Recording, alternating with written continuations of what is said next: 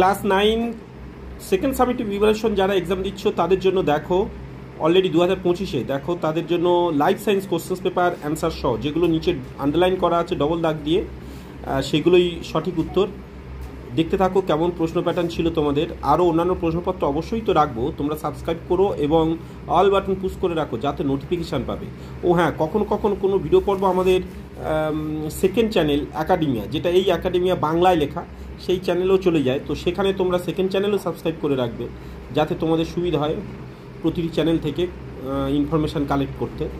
দেখো লক্ষ্য করো এই প্রশ্নগুলো কিন্তু যেমন এই হৃৎপিণ্ড তোমাদের পড়বে অথবা নেফ্রন, এই দুটো চিত্রের মধ্যে একটা পড়ে এইটা, ঠিক আছে। আরএইচ ফ্যাক্টর তোমরা বাকিগুলো দেখতে পারো, ওখানে এবিও পদ্ধতি কী, এবিও বিসঙ্গতি কী, হিমোলাইসিস কী, এইসবগুলো দেখতে পারো।